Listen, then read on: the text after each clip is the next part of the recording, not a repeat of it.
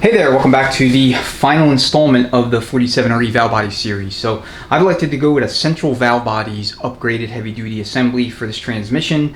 So what we'll do today is unbox it so you can kind of see how it comes, and then from there we'll go ahead and transfer the upgraded governor pressure solenoid from NJT along with the 4L60E electronic pressure control solenoid.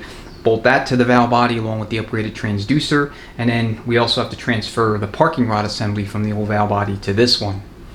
So this how it comes. It's in a box. They also include a label for your core. So, you know, it's pretty well packed. I mean, they do a good job when it comes to ensuring that nothing happens to the valve body in transit.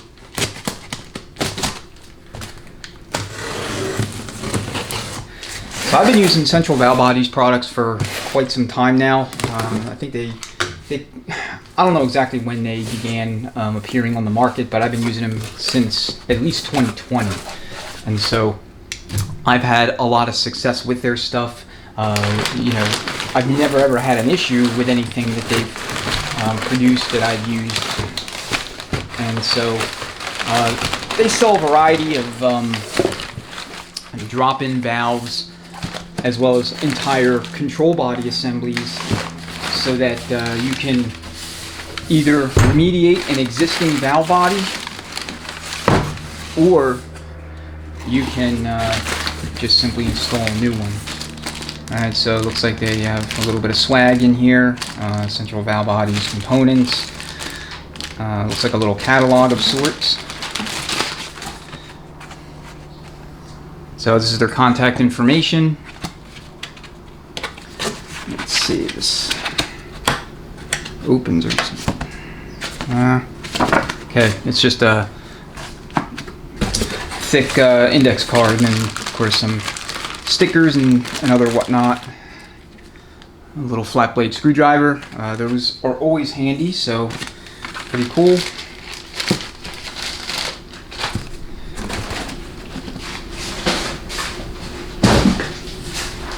Alright, let's open up the inner box and pull the valve body itself into view.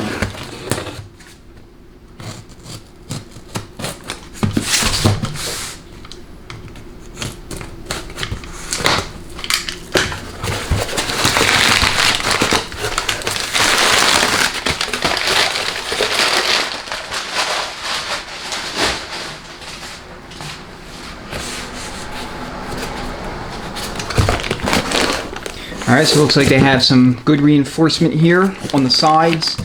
I like to do that too anytime I'm shipping anything like this. So whether it be, you know, transmission related or not, I like to reinforce the box, because it'll get knocked around in transit. You know, package handlers can be rough. You're not going to treat it like it's the Holy Grail or anything. So got you a big plastic bag and then an inner bag. Looks like it's vacuum sealed.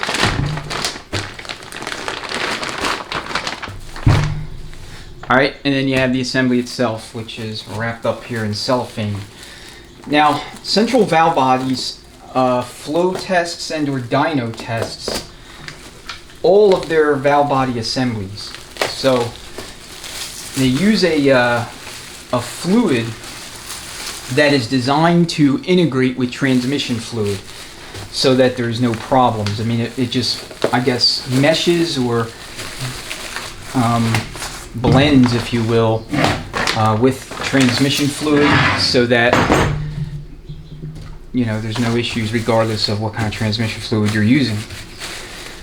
In my experience, that has been the case. I've never had a situation where there was you know, some kind of problem with any of their valve body assemblies. So with that said, it, you know, makes for somewhat of a messy deal. So just wear gloves if you're, you know, kind of squeamish about that stuff like I am. Hate getting my hands dirty.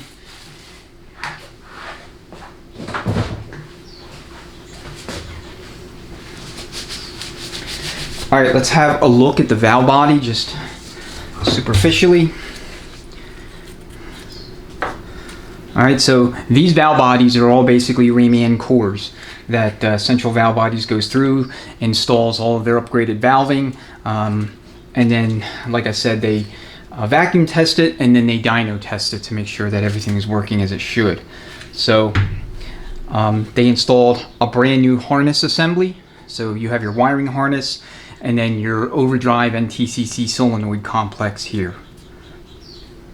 So you just want to check everything over, make sure that nothing gets or nothing is ripped or torn or there's no obvious defects. All right, make sure that you don't have like exposed wiring or whatever. All the basic stuff, common sense. So for these valve bodies, they have a 2000-2001, which is the vintage that we need for this transmission. It's a 2000 Dodge 3500 Ram diesel, 5.9 Cummins, and then they have another one that's 2002 and up, 2002 to 2003, I believe. And you want to make sure that you're ordering the correct one, because the two vintages, at least per Central Valve Bodies, their assemblies are not interchangeable between those two groups of years, or those two pairs of years, I should say. So anyway, what we need to do is remove these two bolts here, and that'll allow us to free up and take off the stock governor pressure solenoid and housing, and then we'll swap over the NJT version with the 4L60E electronic pressure control solenoid, and then we'll go ahead and swap the transducer for the one that we ordered from ATS. And then the last thing we need to do is install the parking rod assembly. So that needs to go here, and then in order to do that, we will need to actually take the rooster comb off so that we can, more readily gain access to where we need to put the engagement stud and little E-clip. Anyway, let me go ahead and get those other parts and we'll get started. Alright, one thing I want to mention before we go any further, and that is core charge. So the core charge for these is $100. Don't discard or repurpose the large Ziploc bag they give you, because you're going to take the core, which the core for this transmission is sitting right here, and you're going to throw that in the bag, throw that all into the little box, and then put that in the big box with all the packaging that came in originally, and you're going to send it back to Central Valve Bodies. Now, if you choose not to send it back, choose to keep it, then you'll just simply absorb the $100 core charge, and that's basically it. So I didn't mention that initially, so I wanted to make sure I touched on it before we got into doing what we're going to do here. Alright, so we have the factory governor pressure solenoid and transducer installed, and so we need to take this whole portion of the valve body apart, and we need to get rid of this. We're not going to reinstall this, and we're not going to reinstall the solenoid and the transducer itself, because we have new ones here. So this is a factory Borg Warner late model 4L60E electronic pressure control solenoid. Excuse me. And these are for 03 and up 4L60Es or 04 and up 4L80s. And these give you a lot more stability in terms of line pressure than your factory solenoid. This is the source of a lot of problems, and it's also a big part of the reason why these things come in for overhaul. It just simply fails to work, or it gets lame, if you will, and the rest of the transmission suffers because of it. Alright, so what I like to do with these is take these two bolts off, separate the governor pressure housing, the whole thing, and that will allow me to get to the underside of this, where I can take the connector loose from the governor pressure solenoid itself, and then we'll go ahead and separate the connector from the transducer. So all these bolts are 35 foot-pounds, torque's 25.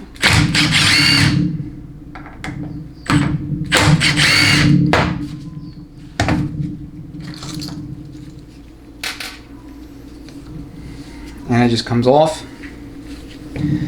Alright, so first thing we're going to do is separate the connector from the governor pressure solenoid. So just take your small flat blade screwdriver, come up under here, lift up on the lock, and disengage it. That's basically it. Alright, from there you can pop the solenoid out.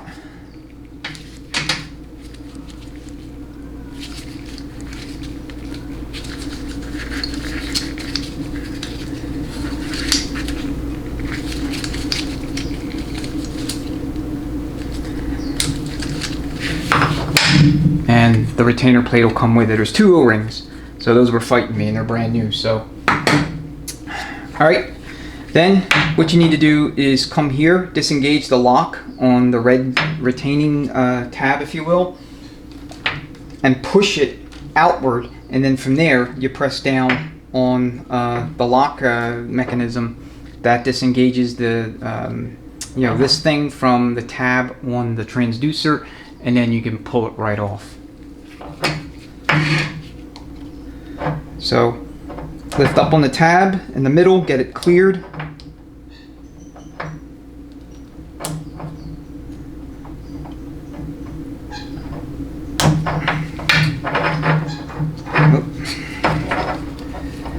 And it can be a little bit of a pain sometimes.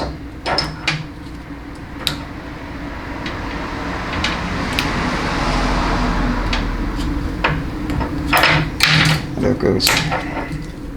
Alright, then next take your thumb, press down, and pull out. And the transducer itself just comes out. There's an O-ring. Alright, so none of this stuff is going to be reused.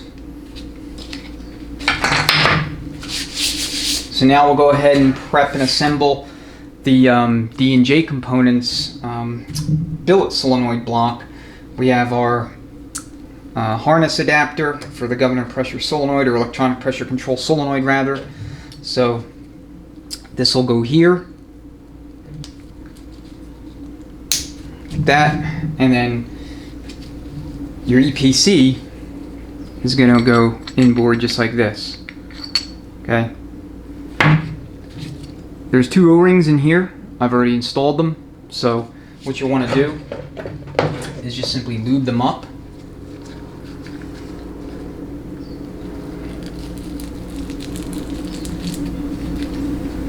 And go in from both sides.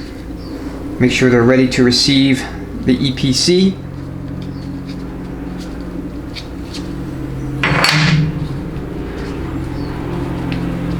And do likewise with the snout of the electronic pressure control solenoid. Alright, so your retainer plates, they look like this. This inset is going to face inboard.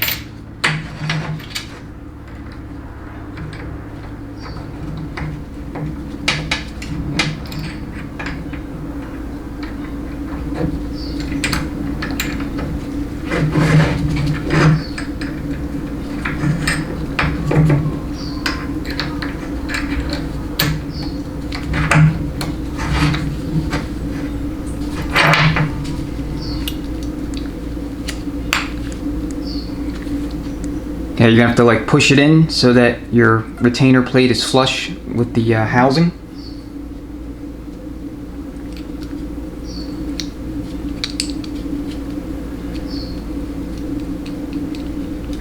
And then just go ahead and install your little fasteners.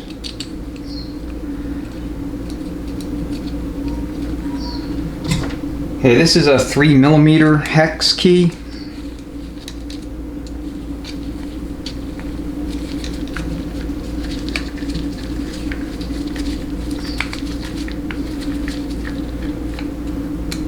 Alright, I'm just going to leave it like that. I want to make sure that when I install this, I have access. Looks like I should. Okay, so that appears to be fine. Offhand, I don't know what the torque spec on this is. If you want to use a torque spec, I would say anywhere from 25 to 35 inch-pounds is probably appropriate. It matches the rest of these fasteners, and they're all roughly the same size. I mean, these are a little smaller, but, you know, I'd say 25 to 35 inch-pounds is probably safe, but honestly, I just cinch them up by hand, and I mean, that's usually sufficient.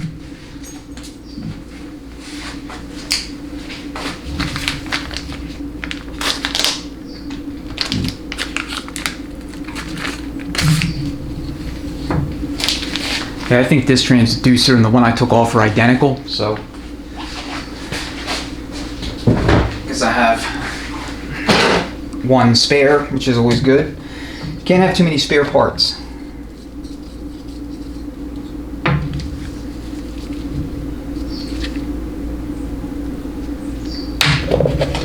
I don't know if that paintbrush is getting in there, so I'm just gonna use my pinky.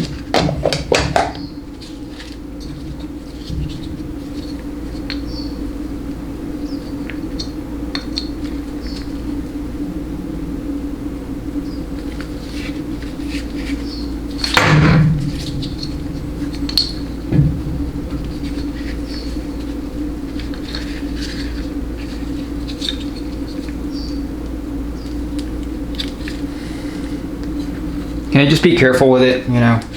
These parts are somewhat delicate, and you know, if you're not, it'll fail on you.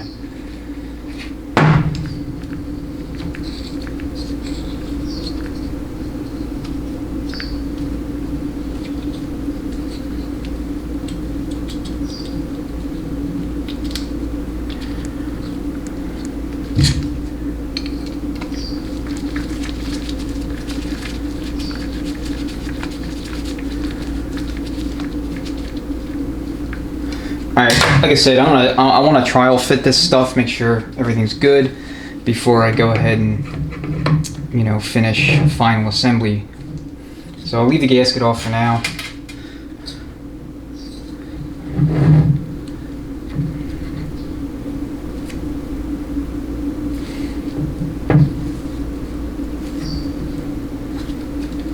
I don't know if that's going to create a problem.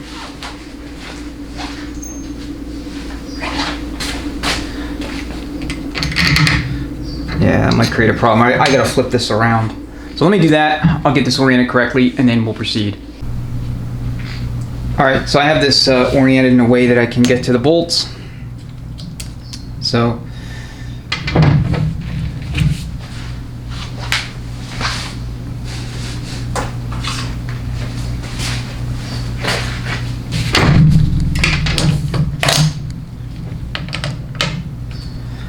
and you just want to make sure you can get a socket on it. Otherwise, you'll obviously not be able to torque down the spec when you go to bolt this back onto the case. Now, obviously, this billet housing eliminates these two bolts here. All right, they're extra. And you have your factory parts here, which you're not going to reuse, obviously. Okay, the gasket we will not bolt on until I put it on the case. I'm not going to show that. I mean, that's not necessary. You kind of know how it goes. So a couple things. One, if you're running a Sonex billet intermediate servo kit, which I strongly recommend you do, you do not want to drill the direct clutch feeds, because that may have third gear come on a little bit too quickly and not allow your band to release, so that you have a clean exchange between second gear and third gear. All right, you don't want to have a tie-up. So if you're installing a shift kit and they have you drill out the direct clutch, if you're going to use that billet servo, I recommend you not actually follow those instructions. I mean, you know, between this mod, billet, higher ratio band lever and strut, and you know, little wedge, you won't have any concerns about the factory hardware breaking. You know, the design of the components will do the rest for you. So anyway, if you you're buying an assembly that does not have a new harness, TCC, and overdrive solenoid, then you'll want to swap over to a new one. I mean, I wouldn't recommend reusing these components. All right, the last thing that has to be done, I'm not going to take this off for now.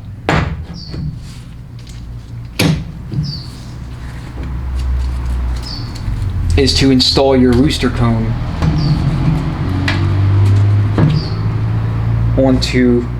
install your parking rod assembly onto your rooster cone.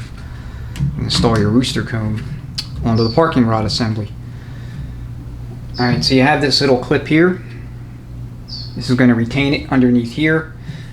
And then the last thing we need to do is just simply take this out, flip it so that the case connector is oriented in the right direction, and it'll be ready for install. Alright, the Central Valve Bodies units, you do not have to do anything with respect to adjusting the throttle pressure screw. It comes set from their warehouse or their plant. You just simply do what I'm doing here. If you're going to run an aftermarket governor pressure solenoid and housing, you do all that. Apart from that, that is it. They do not drill any of the feed ports in either of the spacer plates. So what I was talking about earlier with the direct clutch, that is not drilled, and they don't do that specifically because they know folks will most often run an aftermarket intermediate servo assembly, the Sonics being the most popular one, but there's others as well. So it's all about making sure that you don't compromise that 2-3 and 3-2 timing, that handshake that has to occur between the intermediate band and the direct clutch. Alright, I think I covered everything I want to cover. The total cost of these valve bodies I think is $350. It's $35 to ship it to you via UPS ground. And like I said, there's a $100 cord charge. So if you don't want to send yours back, then you just simply take on that charge. I'm probably not going to send this one back, in all honesty. I'm hoping that there will be some aftermarket drop-in oversized valves available soon for the TCC apply and TCC timing valve, because in this particular valve body, those are the only two valves that I don't have drop-in parts available in the aftermarket so that I can restore it to serviceable condition. But we have this one here. Central Valve Bodies is solid. I've used their valve body assemblies in the past, and they've always done a good job for me. So of course you have Sonics, and there may be others out there as well. The point is you have some options when it comes to these transmissions. Alright, that'll be the end of the video, and again, I appreciate you watching. Thanks so much for all your viewership, and if there's anything that you want me to touch on or cover in more detail with respect to these transmissions or their 3-speed predecessors, simply leave it in the comments and I'll do what I can to prioritize a video on that topic or subject. Alright, well, take care. Thanks so much. Look forward to seeing you on the next one. Have a great rest of your day or evening. Thank you.